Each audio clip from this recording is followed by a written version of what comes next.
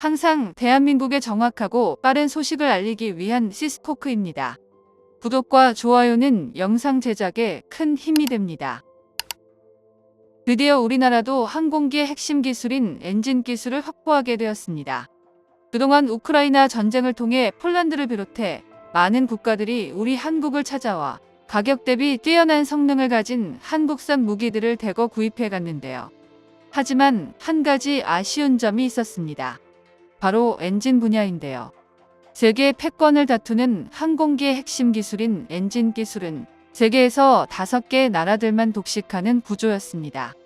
그런데 동아시아에 떠오르는 군사강국인 대한민국이 갑자기 나타나 항공 엔진 시장의 치열한 무한 경쟁 체계에 뛰어든 것입니다.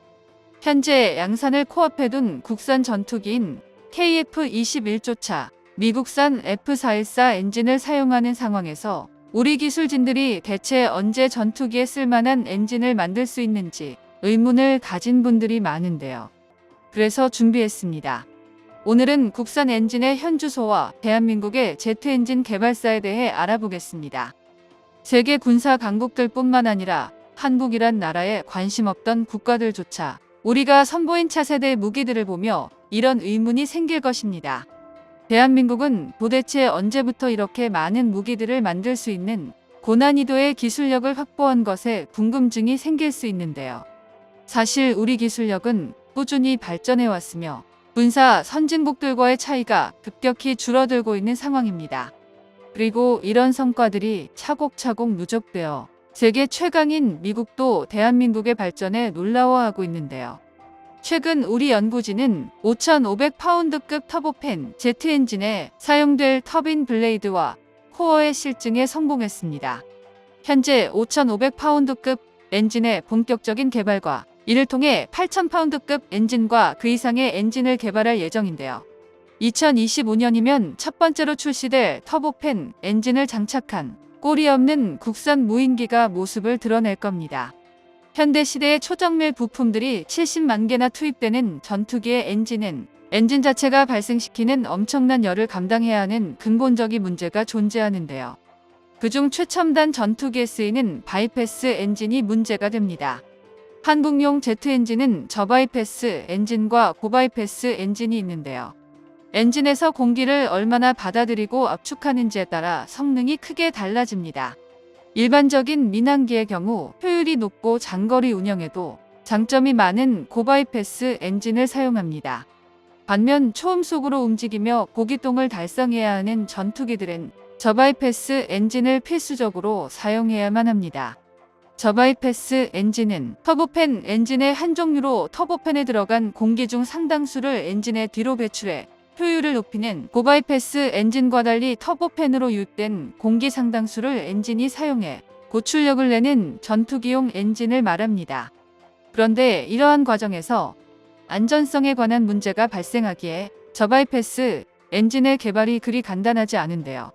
아주 작은 결함이 발생해도 순식간에 추락해버리기 때문입니다. 항공기 개발에 100년 이상을 투자한 영국이나 프랑스 같은 나라들도 새로운 엔진을 개발하는데 난항을 겪을 정도인데요. 국방과학연구소와 민간업체인 한화가 협력해 개발하고 있는 엔진 역시 KF-21 전투기용 저바이패스 엔진이기 때문에 사실상 성공이 쉽지 않습니다. 그러나 그럼에도 불구하고 우리 연구진들은 터보팬 엔진의 성능을 착실히 업그레이드하고 있습니다. 국가연은 엔진 면허 생산을 통해 축적된 기술을 바탕으로 2013년부터 2018년까지 스텔스 무인 정찰기에 사용할 5,500파운드급 추력을 가진 터보팬 엔진 핵심 기술을 개발했습니다. 그리고 현재는 코어의 설계를 끝마쳤는데요. 특히 전방 터빈 블레이드를 통해 압축비를 더욱 높여 소형 엔진 대비 추력을 극한으로 높였고 전 세계 베스트셀러인 F-16 전투기의 단발 엔진급 터보팬 엔진과 비슷한 수명인 2000시간의 엔진 수명에 도달했습니다. 현재 세계 엔진 시장을 주름잡는 미국제 전투기 엔진과 비교해서는 부족한 면이 있지만 이 정도면 꼬리 없는 무인 스텔스기 등 군용으로 사용하기에 충분한 수준입니다. 망가진 엔진을 수리하거나 새로운 엔진을 받기 위해 태평양을 건너는 것보다는 성능이 살짝 부족해도 국내에서 바로 수급 가능한 국산 엔진을 사용하는 것이 전력 유지에는 오히려 도움이 되는데요. 대한민국은 KF-16 전투기 140대를 라이선스 생산하고 2000년 기본 훈련용 프로기였던 KT-1 웅비 개발과 2005년 T-50 개발에 성공한 뒤 자신감이 붙었습니다. 전차와 자주포처럼 대한민국이 세계 1위를 석권한 무기체계부터 함정, 잠수함, 어뢰까지 거의 모든 분야에서 우리는 독자 개발을 이뤄냈는데요. 그렇기에 현재 독자 개발 중인 엔진은 스텔스 무인 전투기인 가오리 X2의 기술 실증기에 사용될 예정입니다. 5,500파운드급 추력의 코어를 통해 안정적으로 8,000파운드급 이상의 추력을 내는 것을 목표로 하고 있는데요. 한마디로 2025년이면 우리 기술로 만든 저바이패스 터보팬 엔진을 장착한 꼬리 없는 국산 스텔스 무인기가 우리 영공을 비행하고 있을 시대가 오는 것입니다.